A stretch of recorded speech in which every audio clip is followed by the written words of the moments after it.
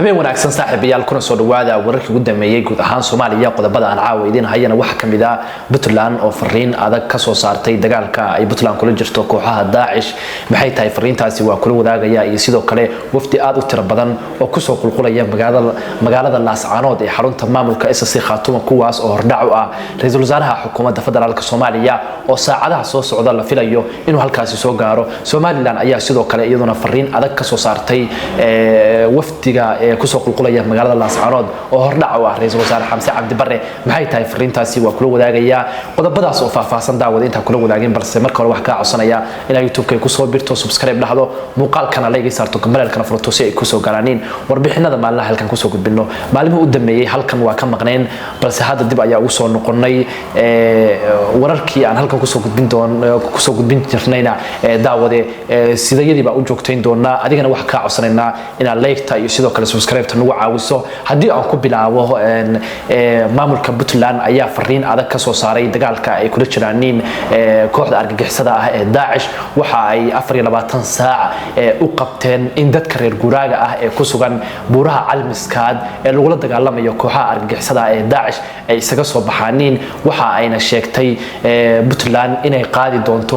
weerarkii ugu dambeeyay oo kooxdaasi lagu soo afjarayo waxa ayna dadka reer guuraaga ah ka codsatay inay gabi ahaanba isaga soo baxaaniin buuraha Calmiskaad iyo meelaha ka dhow ee kooxda lagu la dagaalamayo muddooyinka u dambeeyay waxa qoysas badan dhibaato ka soo gaartay duqeymaha ay saaxiibada caalamka ka fulinayaan buuraha Calmiskaad kuwaas oo loogu talagalay awal in wax lagu waxyeeleeyo kooxda argagixisada ah ee halka ku dhumaalaysanaysa balse ay waxyeello ka soo gaartay dad reer guuraaya oo halkaas ku sugnaa go'aanka Puntland waxa uu imaanayaa xilli dagaalka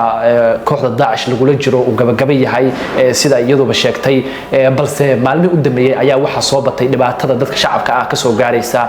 duqeymaha ay saaxiibada caalamka u geysanayaan kooxda argagixisada ay halka ku dhumaalaysanayso sidaas darteed Puntland waxa ay dadka reer guuraaga ah u qabatay muddo 24 saacadood ah waxa ayna sheegtay inay halkaas isaga soo baxaaniin sidoo kale Puntland ayaa sheegtay in weerar culus oo dhanka cirka ah ay ku qaadi doonto kooxaha yar ee halkaasi ku haray ee ku dhumaalaysanaya ee kooxda Daesh kaga soo haray firxad aad u tiro badan oo laga soo qabtay deegaano kamid ah Puntland oo la wareystay ayaa sheegay in ay isaga soo carareen duqeymaha ay saaxiibada caalamka ka geysanayaan buuraha Calmiskaad kadib markii ay u adkeysan waayeen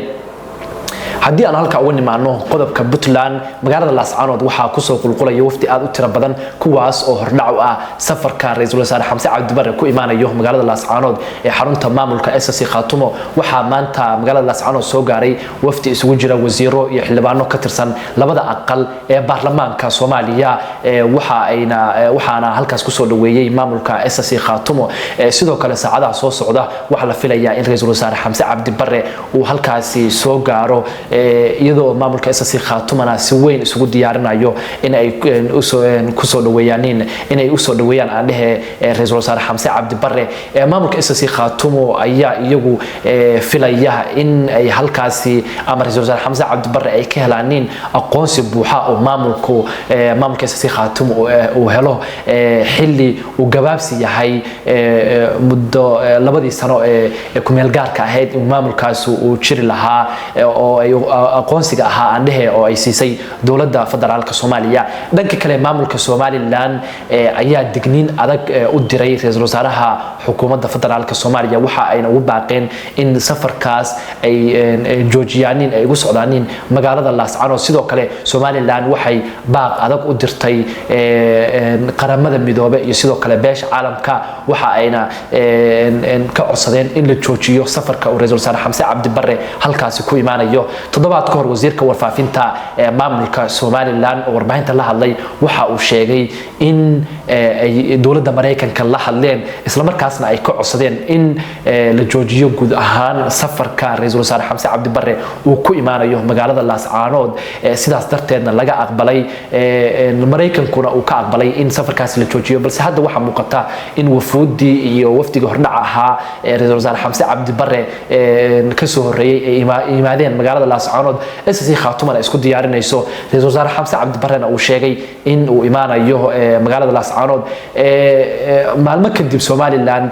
waxa ay haddana beesha caalamka ka codsanaysaa in safarkaas la joojiyo balse maalinimada biri ah oo ku beegan sabtida ah ama axad ayaa laga yaabaa in ra'iisul wasaaruhu halkaasi uu soo caga dhigto waxayna dadku aad dhagta ugu hayaanin waxa uu halkaasi ka sheegi doono ra'iisul wasaare Xamse Cabdi Barre iyo maamulka SSC Khaatumo waxa uu tari doono oo halkaasi ka sheegi doono daawadayaal haddii halkan nala soo gaarteen waxaan ka codsanaynaa in YouTube-kan ku soo biirtaan subscribe dhahdaan muuqaalkana leeynoo sartaan gambaleelkan afurtaanin